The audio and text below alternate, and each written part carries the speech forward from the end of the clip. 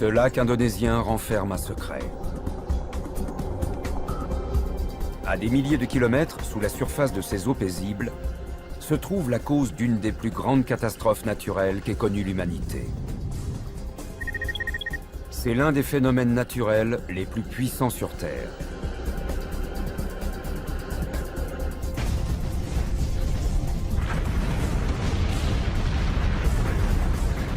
Les dégâts qu'il a provoqués sont inimaginables. Il a déclenché un véritable enfer.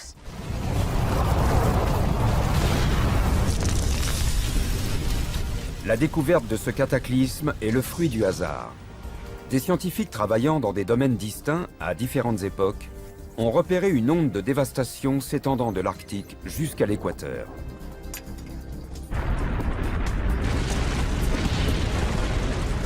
Cet événement aurait tué des millions d'êtres humains. Il serait même à l'origine d'une période glaciaire. C'est comme si le thermostat climatique était brutalement passé de la position chaud à la position froid. Le plus effrayant, c'est que ce phénomène pourrait se reproduire.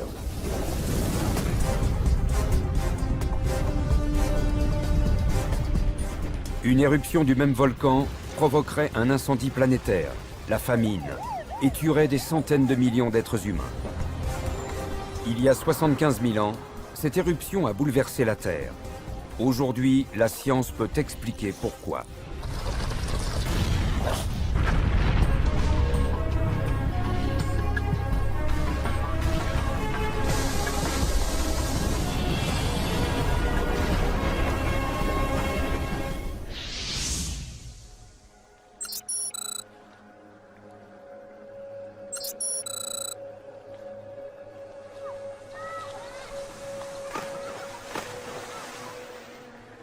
Les riverains du lac ignorent que leur région idyllique pourrait anéantir la vie sur Terre. Le lac Toba se trouve dans le nord de l'île de Sumatra, en Indonésie. C'est une des plus grandes configurations géologiques de l'hémisphère sud. Elle se distingue clairement depuis l'espace. Le lac Toba recèle toutefois un danger qui nous guette à notre insu depuis des millénaires. Il a été élucidé grâce à la conjonction fortuite de plusieurs observations scientifiques menées dans des domaines très différents. La première équipe a prospecté une région située à l'opposé de ce paradis tropical.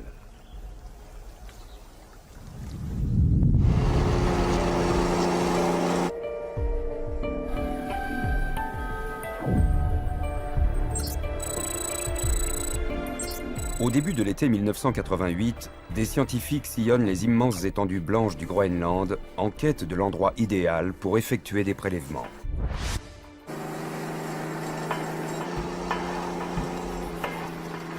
Ils sont venus étudier l'atmosphère et son évolution dans le temps.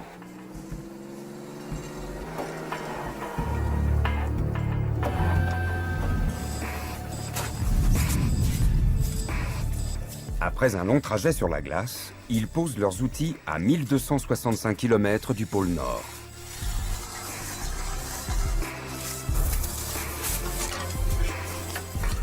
À ces latitudes septentrionales, la glace est vierge.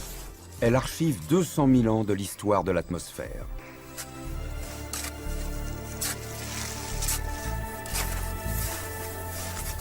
Les particules chimiques contenues dans l'air sont capturées par les flocons de neige quand ils tombent.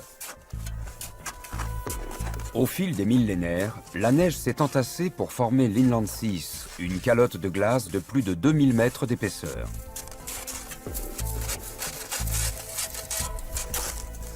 Les chercheurs creusent d'abord la glace pour parvenir aux couches formées par la neige tombée il y a des milliers d'années. L'analyse des échantillons prélevés permet de connaître la teneur en éléments chimiques de l'atmosphère dans le passé. Plus ils s'enfoncent dans le manteau de glace, plus les scientifiques remontent dans le temps.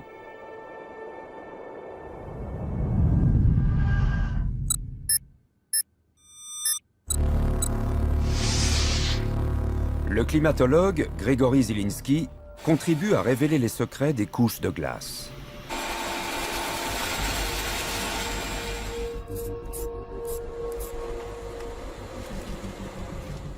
Année après année, les résultats confirment ce que l'on pensait.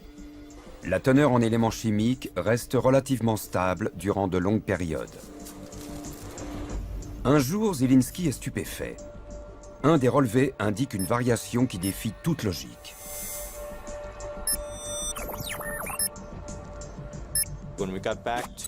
En analysant des échantillons remontant à 75 000 ans, les informations recueillies laissaient présager un phénomène extraordinaire. Zielinski et ses collaborateurs recherchent des fluctuations chimiques infimes. Or, la teneur d'un des composants monte soudain en flèche, celle du sulfate. Il y a 75 000 ans, l'atmosphère devait être noyée par des quantités colossales de dioxyde de soufre.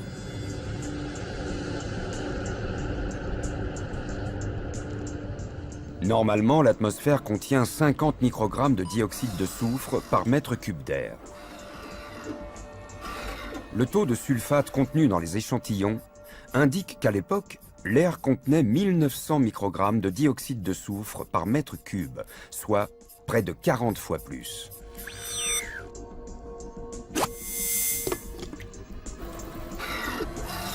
Une telle teneur en dioxyde de soufre a dû déclencher une réaction chimique qui a étouffé la vie sur Terre avec un composé chimique redoutable. Le H2SO4, mieux connu sous le nom d'acide sulfurique. L'acide sulfurique est si corrosif qu'il peut ronger le métal. Quand l'atmosphère en est saturée, toute la vie sur Terre peut être anéantie. La quantité d'acide sulfurique absorbée par l'atmosphère était de l'ordre de 2 à 4 000 mégatonnes. C'est énorme.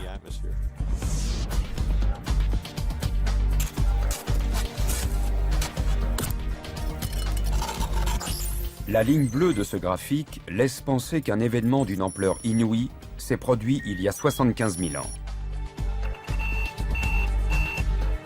L'atmosphère était saturée de milliards de tonnes d'acide sulfurique.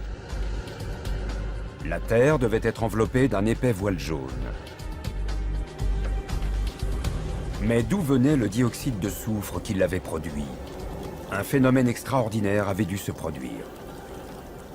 Au fur et à mesure que je découvrais les résultats, je me rendais compte qu'il devait s'agir d'un cataclysme.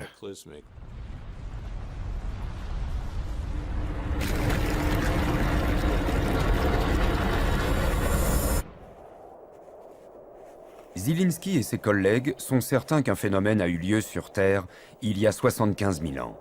Mais lequel?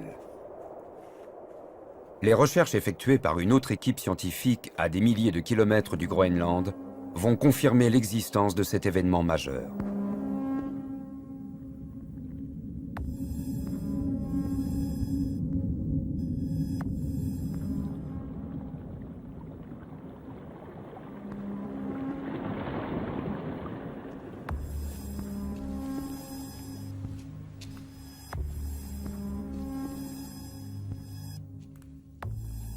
Mike Rampino est un des plus grands géologues au monde.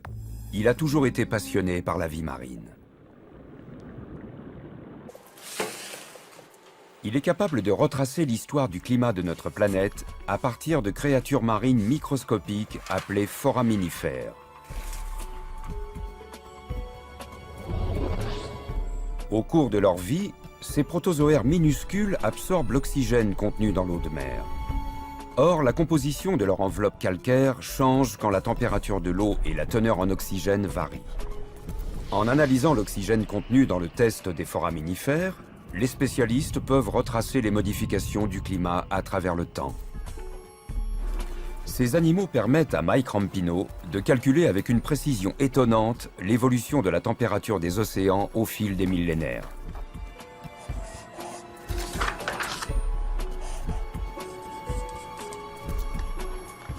Mike Rampino a analysé les données récoltées dans les mers du monde entier. Le nombre d'atomes d'oxygène dans le test des protozoaires est relativement stable sur de longues périodes. Cela signifie que les températures océaniques devaient l'être aussi. Alors qu'il étudie les foraminifères depuis quelques années, le chercheur tombe soudain sur des chiffres stupéfiants. À une époque donnée, les températures océaniques chutent de façon conséquente. Sur le coup, je me suis dit que ce n'était pas normal. En général, le climat ne change pas aussi brutalement. C'est un processus assez lent et stable dans sa progression. Les échantillons marins de Rampino révèlent une baisse de 5 degrés Celsius en quelques millénaires, ce qui équivaut à une période infime pour les températures marines. Normalement, les océans mettent des centaines de milliers d'années pour subir une chute de température aussi importante. L'étude des échantillons du fond marin a révélé une baisse de température de 5 à 6 degrés Celsius, ce qui équivaut à 10 degrés Fahrenheit.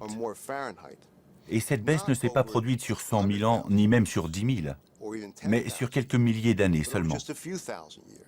D'un point de vue climatique, c'est stupéfiant. C'est extrêmement rapide. C'est même catastrophique. Pour Mike Rampino, un refroidissement aussi soudain a seulement pu être provoqué par une période glaciaire, un phénomène capable d'anéantir la vie sur Terre. C'est comme si le thermostat climatique était brutalement passé de la position chaud à la position froid.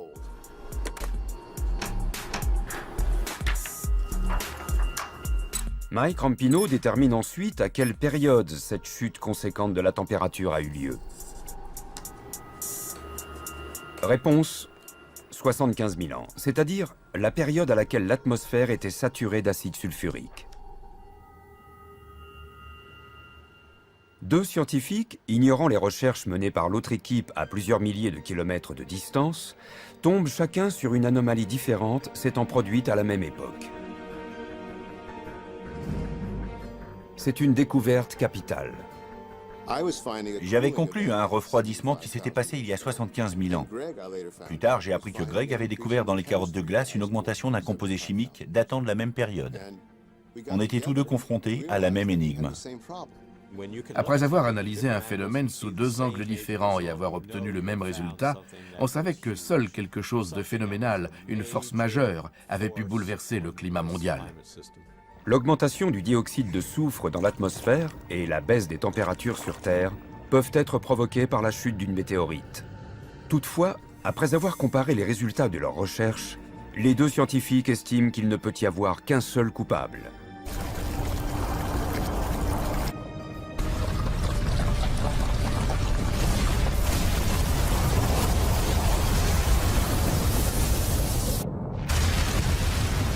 Les volcans. Ils sont capables d'éjecter d'immenses quantités de dioxyde de soufre dans l'atmosphère. Mais les scientifiques butent sur un problème. Les plus grands volcans ne peuvent produire qu'une infime fraction de la quantité de dioxyde de soufre calculée par Grigori Zielinski. Et aucune éruption connue n'a jamais fait chuter la température des eaux océaniques.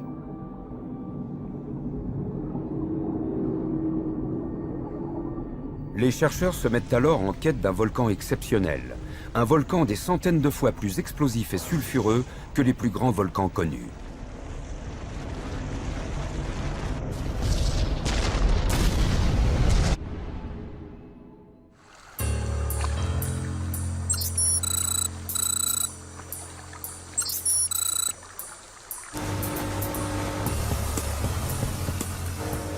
Cet homme ignore alors qu'il est sur le point de contribuer à identifier le coupable de cette super éruption. La particularité du lac Toba, c'est qu'il est d'une dimension hors norme.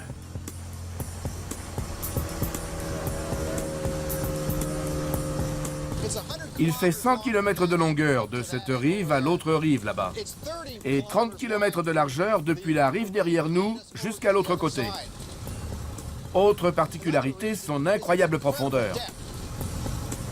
Craig Chesner a passé des décennies à élucider les mystères qui se cachent dans les profondeurs et les alentours du lac. Ce que nous faisons aujourd'hui à l'aide de cet échosondeur, c'est dresser le relief du fond du lac. La connaissance du relief permettra de mieux retracer l'histoire du lac Toba.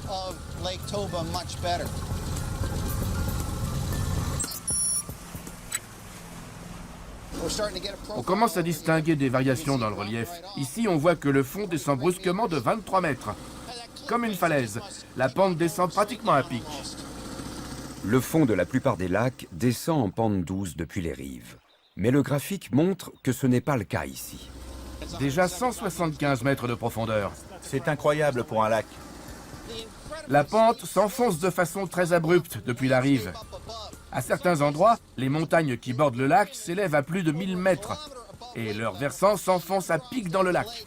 Comme on peut le voir sur ce graphique, le versant plonge presque à la verticale dans les profondeurs de l'eau. Seul un phénomène géologique a pu forger ce relief. La ligne qui descend abruptement sur l'écran montre que le lac Toba n'est pas un lac comme les autres. L'immense cuvette qu'il forme dans la croûte terrestre suggère qu'il est le fruit d'un événement géologique hors norme.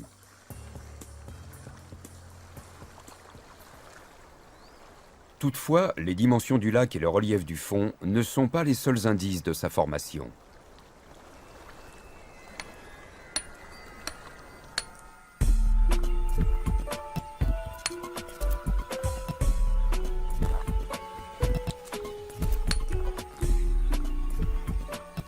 Des recherches menées sur les versants environnants révèlent d'autres éléments. Waouh, ça a l'air incroyable. Je vais grimper pour voir ça de plus près. Craig Chesner est intrigué par les immenses dépôts de cendres qu'il découvre à plusieurs centaines de mètres au-dessus du lac. Dans cette paroi, il y a de gros morceaux de pierre ponce. Ce fragment contient des cristaux de quartz, de la biotite et surtout des cendres volcaniques. Ils ont la même origine. Un truc énorme a dû se produire ici.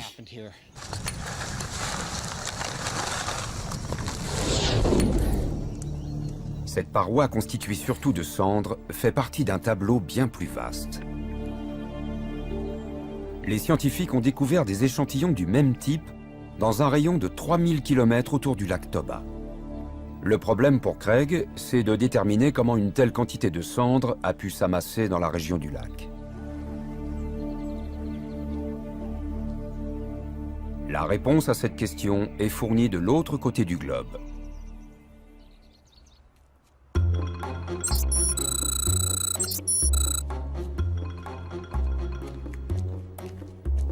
Au cours de l'été 1994, Craig Chesner décide d'envoyer des échantillons de cendres prélevés autour du lac Toba à cet homme, John Westgate.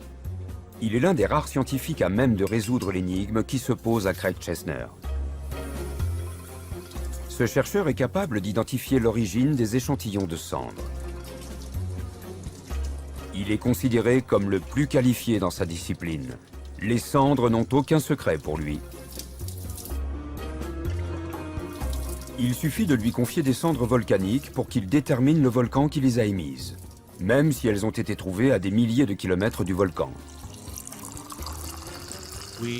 On essaie de découvrir l'origine des cendres, le volcan géniteur.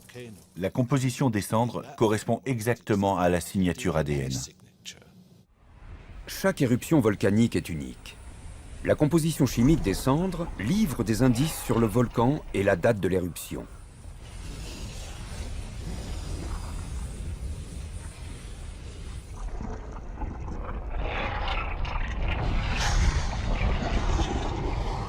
Les cendres volcaniques viennent du magma qui bouillonne dans les entrailles des volcans. Lors d'une éruption, quand le magma surgit à très grande vitesse à l'air libre, il explose sous forme de minuscules particules de cendres.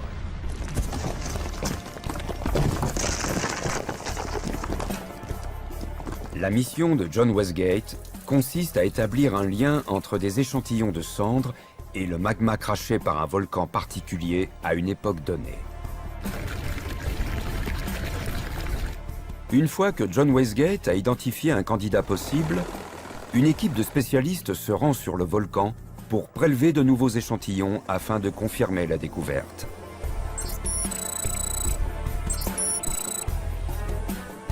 l'échantillonnage de tous les volcans est devenu une opération essentielle de la volcanologie.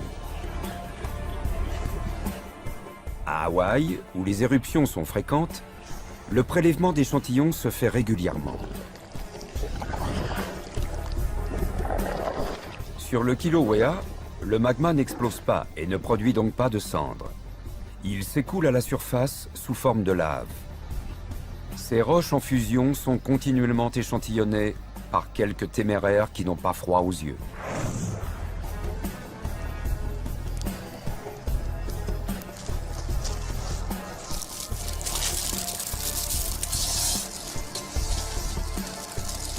En cendres ou sous forme de lave, le magma renferme une multitude d'informations qui restent accessibles des milliers et même des millions d'années après une éruption.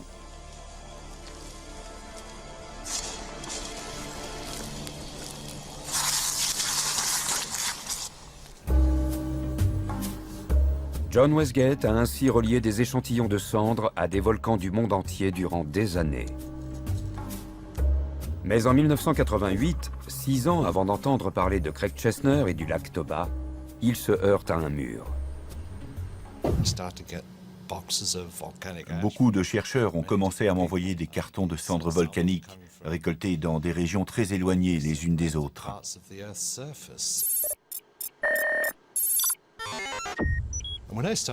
En analysant ces différents échantillons, je me suis rendu compte que leur composition chimique était très similaire.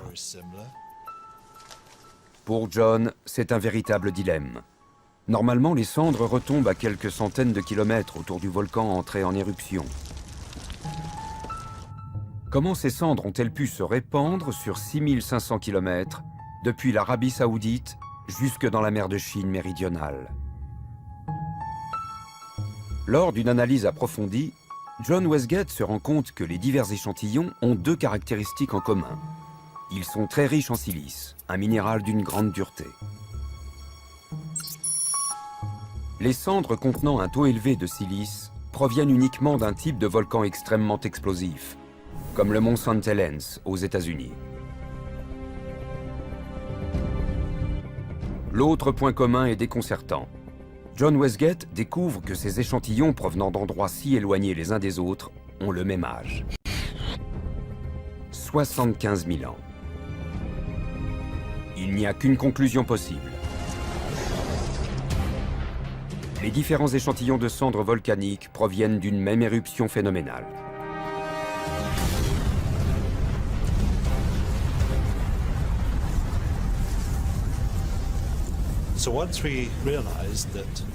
Une fois qu'on a su que ces cendres avaient 75 000 ans, on a pu faire le lien avec les recherches de Greg, qui avait démontré que le taux phénoménal de sulfate dans les carottes de glace du Groenland datait de la même époque.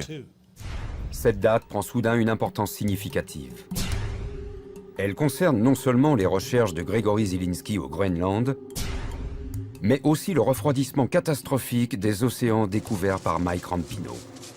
Les 3 scientifiques savent désormais qu'ils ont mis le doigt sur un cataclysme d'une rare intensité.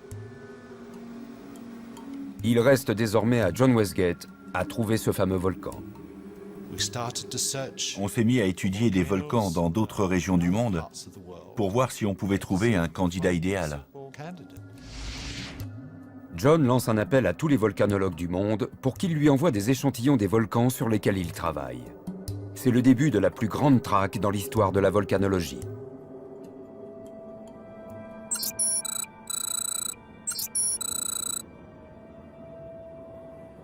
Le Laki est un des premiers volcans à être passé au peigne fin. Il se trouve en Islande, non loin de l'endroit où Gregory Zielinski a prélevé ses carottes de glace.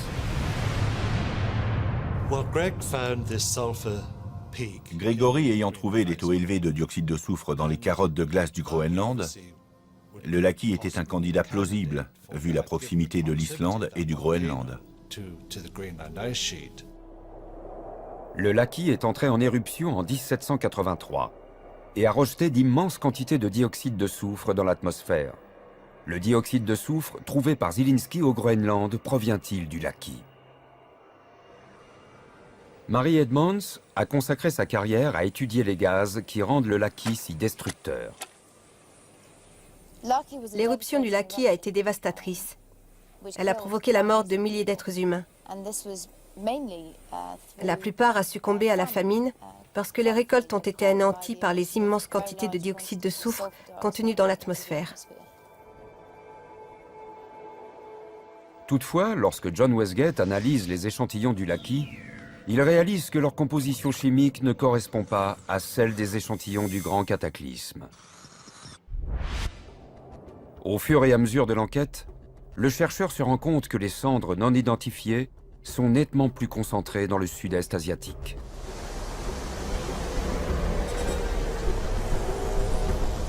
La région compte plus de 70 volcans. Mais l'un d'entre eux est si violent qu'il éclipse tous les autres.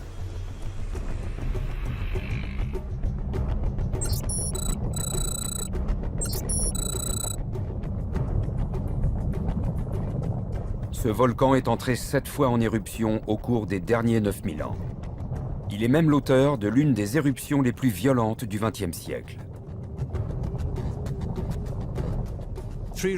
3 raisons nous ont conduits à penser au Pinatubo. Premièrement, il est situé dans la bonne région. Deuxièmement, il est capable de produire des éruptions explosives. Troisièmement, la composition de ses cendres est très similaire. Lors de l'éruption de 1991, le Pinatubo a noyé la région sous 15 millions de tonnes de cendres et de gaz brûlant. Des centaines de personnes sont mortes et des milliers d'autres se sont retrouvées sans abri. John Westgate décide d'analyser les cendres du Pinatubo au microscope. Durant les longues heures de préparation, il a bon espoir de toucher au but. Les cendres du Pinatubo ont pratiquement le même taux de silice que les cendres mystérieuses. Toutefois, en constatant la forme des particules, les espoirs de John s'écroulent.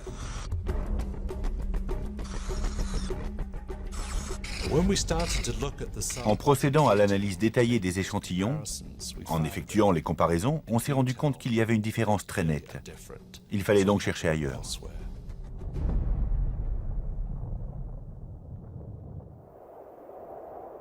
Durant des jours, puis des mois, puis des années, John Westgate rejette l'un après l'autre les possibles candidats.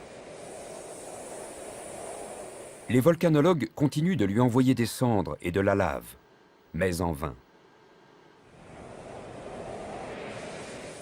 Le mystère reste entier, au point même que John Westgate semble devoir s'avouer vaincu. Au printemps 1994, de nouveaux échantillons de cendres arrivent au laboratoire de John. Ils sont envoyés par Craig Chesner depuis le lac Toba, situé dans le sud-est asiatique, pour résoudre le mystère géologique auquel il est confronté. John Westgate passe les cendres au microscope. Soudain, les morceaux du puzzle se mettent en place. On a analysé les échantillons du lac Toba et ils étaient rigoureusement identiques. Les échantillons du lac Toba correspondent aux cendres mystérieuses de John. Ils contiennent le même taux de silice et ils ont eux aussi 75 000 ans. C'est la première fois en 6 ans que John Westgate parvient à faire le lien entre les cendres d'origine inconnue et des échantillons provenant d'un lieu identifié.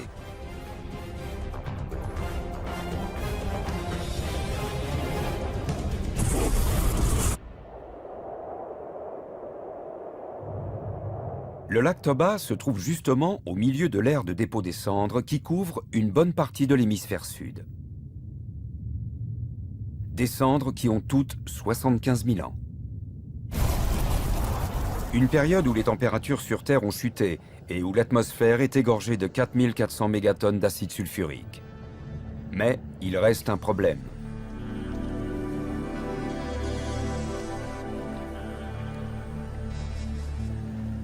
Où est le volcan? Je vais grimper pour ausculter ces roches. En effet, je vois des cristaux de quartz, de la biotite et des cendres. Cette roche a été générée dans une chambre magmatique. Regardez l'ampleur du phénomène. Les roches remontent jusqu'au sommet de la falaise. Ça représente une immense quantité de magma. Ce qui est étrange, c'est qu'il y en a des milliers de fois plus qu'autour des volcans coniques.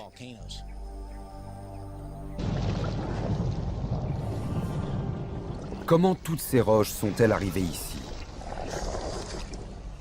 Il n'y a qu'un système géologique susceptible de générer un lac magmatique souterrain qui rejette autant de roches. Un supervolcan. L'existence de ces géants a été découverte récemment.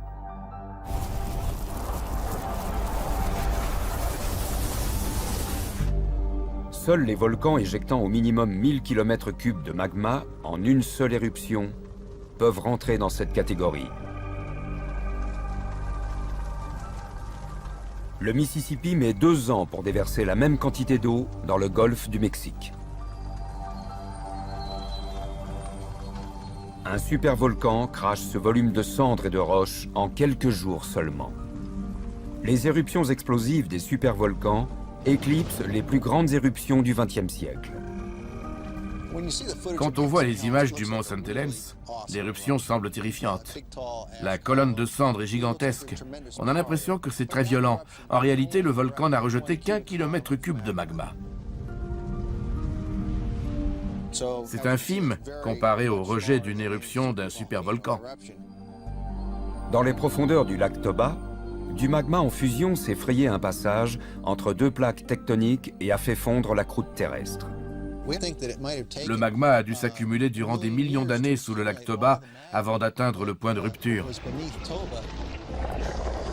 Le magma a formé des couches successives. Il a créé une chambre magmatique gigantesque.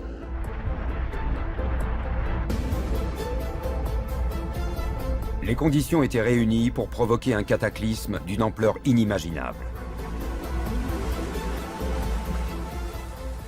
J'ai récolté des roches tout autour du lac Toba durant des années. J'ai également étudié des échantillons de cendres provenant de tout le bassin de l'océan Indien. Bien que ces cendres soient similaires aux roches qui cernent le lac Toba, on a du mal à croire qu'elles puissent provenir de cet endroit. Mais quand on considère la taille démesurée du lac, ainsi que sa profondeur et le relief très escarpé sur ses rives, une seule conclusion s'impose. Il y a eu une super éruption ici au lac Toba il y a 75 000 ans. L'éruption a créé cet immense cratère au-dessus duquel on se trouve. Cette île derrière moi est le résultat de l'effondrement d'un bord du cratère durant l'éruption.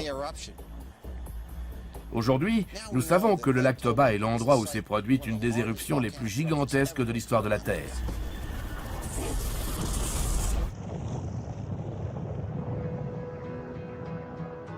Craig Chesner a enfin réussi à lever le voile sur cette énigme.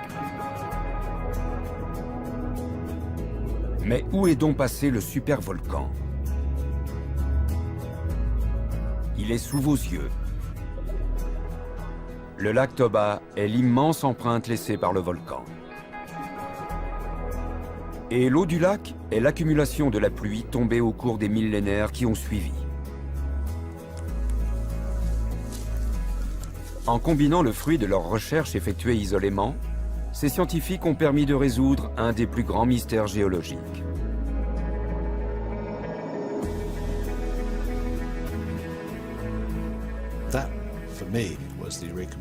À ce moment-là, je me suis dit Eureka. Après toutes les analyses chimiques et le recoupement des données, on est arrivé à la conclusion que le Toba avait fait une éruption massive il y a 75 000 ans.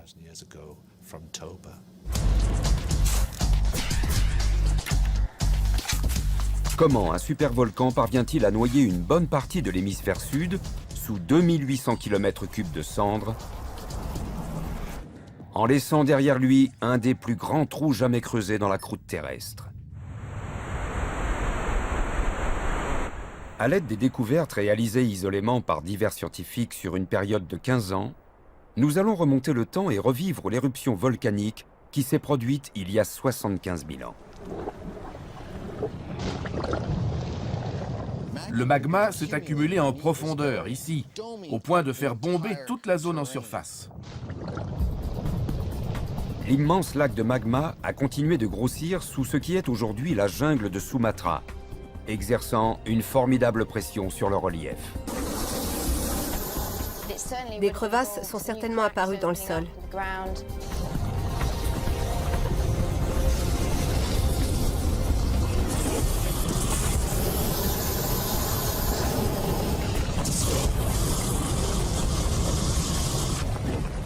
Le plafond de la chambre magmatique a commencé à s'effondrer et a fini par s'enfoncer dans la chambre magmatique.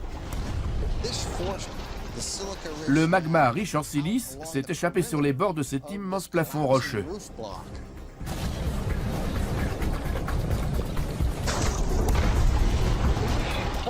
Dès le début de l'éruption, c'est un véritable enfer qui s'est déclenché.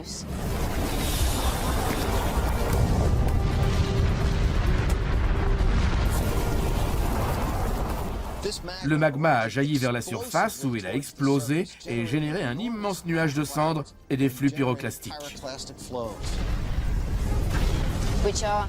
Les flux pyroclastiques sont des avalanches dévastatrices de gaz, de cendres et de roches. Ils anéantissent absolument tout sur leur passage. Le volcan a continué son œuvre de destruction durant des jours.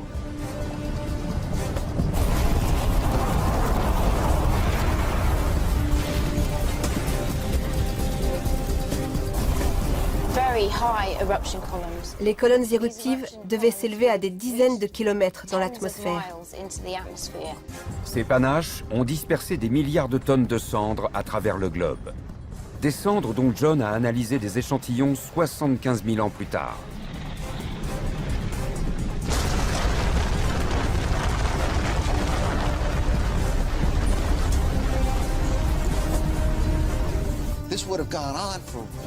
L'éruption a sans doute duré 1 ou 2 semaines. Elle a laissé ce cratère immense de 2 km de profondeur où se sont déversés les dépôts fumants des flux pyroclastiques. Depuis cette époque, cette cuvette s'est remplie d'eau sur 500 mètres de hauteur, ce qui a donné le paysage qu'on découvre aujourd'hui. Maintenant qu'ils ont appréhendé l'ampleur de l'éruption du Toba, les scientifiques entreprennent d'évaluer les conséquences d'une super-éruption sur la vie sur Terre. Le pouvoir dévastateur du Toba réside dans les cendres et le dioxyde de soufre qui composent les colonnes crachées par le volcan. Lorsque le Toba est entré en éruption il y a 75 000 ans, la vie animale était très diversifiée, mais les hommes n'étaient pas très nombreux. La population mondiale s'élevait alors à 60 millions, soit 1/100 de ce qu'elle est aujourd'hui. Les humains et les animaux vivant dans un vaste rayon autour du volcan ont succombé à une mort cruelle.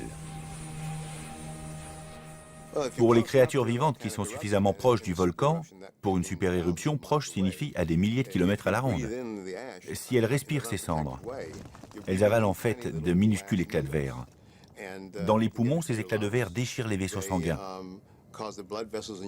De plus, les cendres se mélangent à l'humidité présente dans les poumons et forment une sorte de ciment qui conduit à l'asphyxie.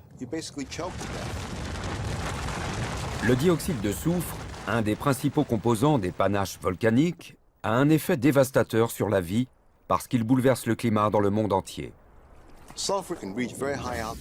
Le dioxyde de soufre peut monter à de très hautes altitudes.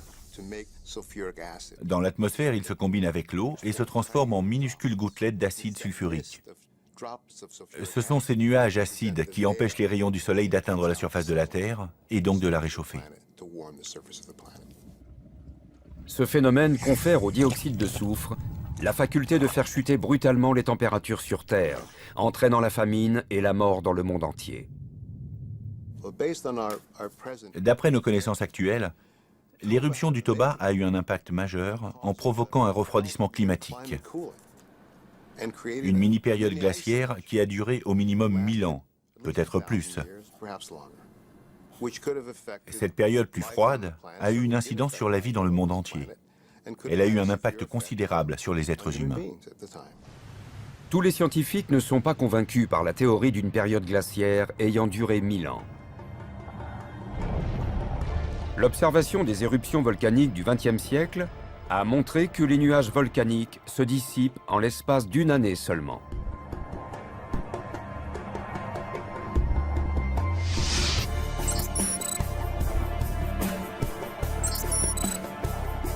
Le phénomène semble suffisamment préoccupant pour attirer l'attention de la NASA.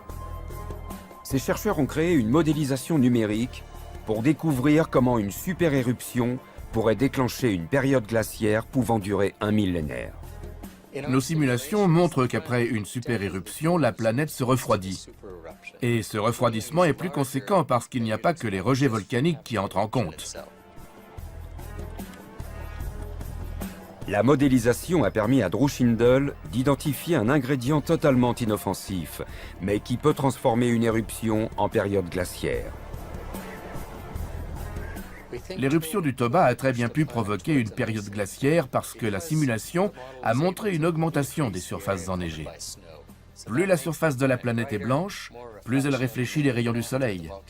Même lorsque les nuages volcaniques disparaissent, les immenses surfaces blanches sur Terre prolongent le refroidissement.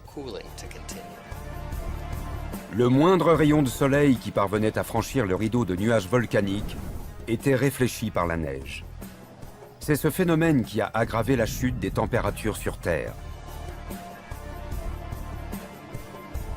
Grâce aux données fournies par la NASA, nous pouvons remonter jusqu'à il y a 75 000 ans pour montrer comment la super-éruption du Toba a pu anéantir la vie en provoquant un hiver volcanique.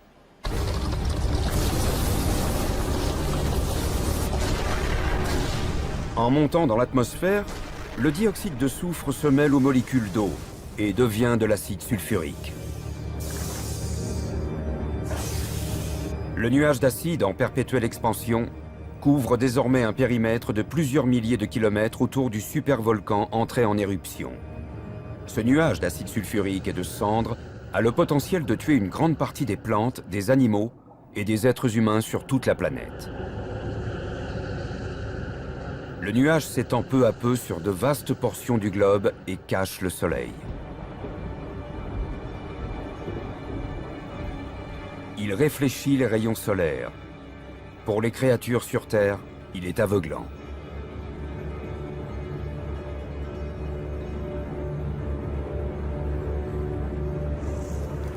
La végétation se flétrit et meurt.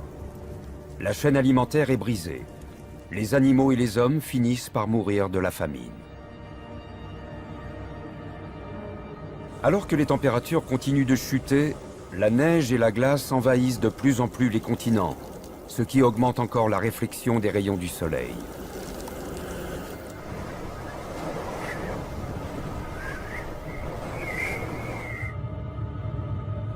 Entraîné dans une spirale, le refroidissement plonge la planète dans une période glaciaire. Les glaciers s'étendent sur les sommets. L'immense manteau blanc qui recouvre la planète réfléchit les rares rayons qui parviennent désormais à percer le nuage d'acide qui se disperse peu à peu. L'acide sulfurique contenu dans l'air transforme d'immenses régions fertiles en terres incultes. La température des océans chute également. De minuscules créatures marines archivent dans leur enveloppe calcaire ce désastre majeur se produisant il y a 75 000 ans.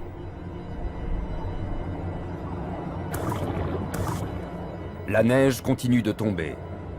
Au Groenland, à force de s'entasser, au bout d'un millénaire, cette neige s'est compactée et forme désormais l'Inland 6, la calotte glaciaire de plus de 2 km d'épaisseur qui couvre cette grande île.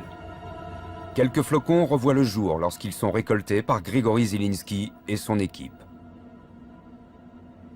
Plusieurs systèmes climatiques sont encore détraqués 50 ans après l'éruption cataclysmique du Toba.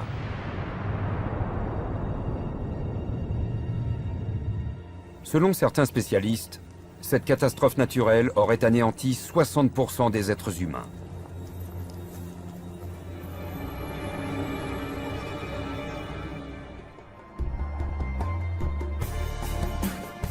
La zone de subduction sous le lac Toba est très active.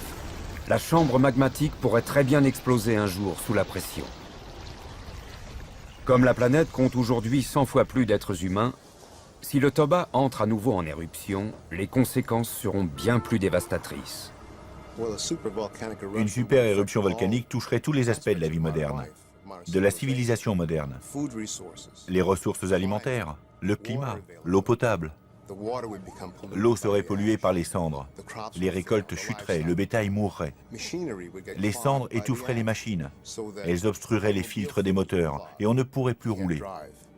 Elles encrasseraient les moteurs des avions. Le trafic aérien mondial serait paralysé.